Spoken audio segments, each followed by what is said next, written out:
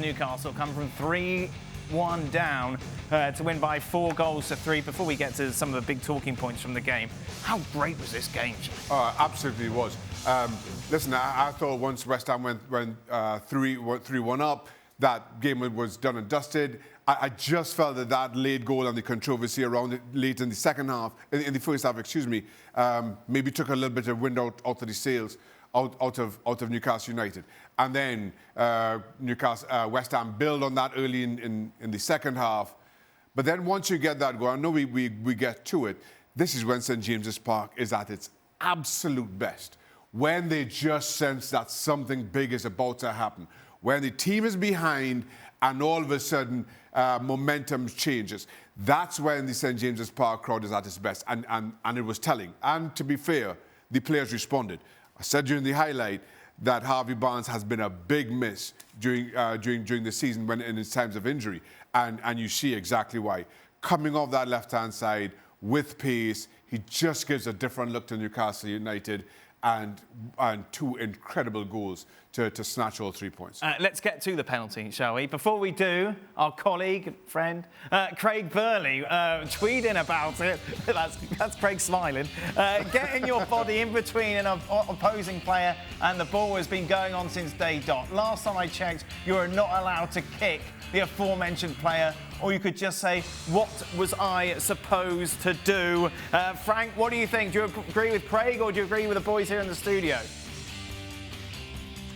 No. I really think it's a penalty because, yeah, it's true that Gordon doesn't touch the ball, but you're not allowed to kick some players. So Kalvin Phillips maybe doesn't see it, but there is Gordon's leg and he kicks it. So there is a penalty. It's clear for me. It's not an obstruction. It's nothing that you consider as a foul from Gordon. He misses the ball, yeah, but Kalvin Phillips kicks it. So for me, it's a clear penalty. The key's in what Craig says, for me, for the second one. You know, the first one he says, get your body in the way, has been going on since year dot. I agree 100%. However, Gordon doesn't get his body in the way. He hooks his leg round and gets nowhere near the ball. Gets nowhere near the ball. Can you imagine if we were running around the field and everybody did that? Just put your leg in front of somebody when they're taking a swipe. They'd be laughing yeah, but Stevie at is us. still. They'd be laughing at us. Stevie is still. You have to be. Yeah, you have to be. Surely, again, you have to be somewhat going to get the ball. There must be some part of the decision has to be about the foul is because the opponent is going to get the ball. Surely there has to be some sort of common sense along that. Not just the fact that you hook your leg round and put your foot in the way. Because that's all he's done. You're supposed to go for the ball. If going for the ball, you end up getting kicked, that's a different ball game. But just to hook your leg round and put it in the way of the guy clearing the ball and having nothing to do with the ball, that cannot be right. Where do you stand, Shaq, on this? Wait, sorry. Go ahead, Frank. Go ahead. Go, Shaka. I really think that Gordon goes for the ball. He goes for the ball, and you're not allowed to kick a player again. You know, even if it would be his arm, and imagine Kalvin Phillips kick his arm. Yeah, it's a foul. Whatever it is. If you get nowhere near it, if you're not even close to it.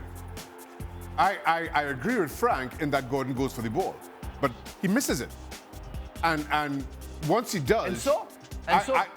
Gordon misses the ball. And once he does, Kalvin Phillips is free to continue his clearance. Gordon's back is to the ball. The ball he makes a play for it, misses it, his back so the ball is virtually behind him. So I'm not sure how the argument comes, well, he's put himself in position or he's gotten himself between man and ball. He tried to tackle, missed, and then got a kick for his efforts. That for me is not a penalty.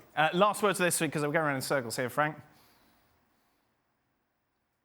I understand what the guy is trying to express, and I understand that the philosophy of football is you try to play the ball. If you don't play the ball and you misses it, you're out of the system. But in that matter, again, if I, for example, I face you, Shaka, and the ball is behind me, and I don't play the ball, and you kick me, is that a foul or not? It You're is not a foul. playing the ball? Yeah, the ball is behind me. I'm just facing you, and the ball behind me, and you kick me. Then it's obstruction. What do you expect? The referee? If you're not playing the No, it's ball, not obstruction. If you're not playing the ball and you just playing me, stopping me from getting to the ball, that's obstruction. It's obstruction. That's a foul. If you're not playing the ball, Oh, okay. Okay, we didn't play same football then.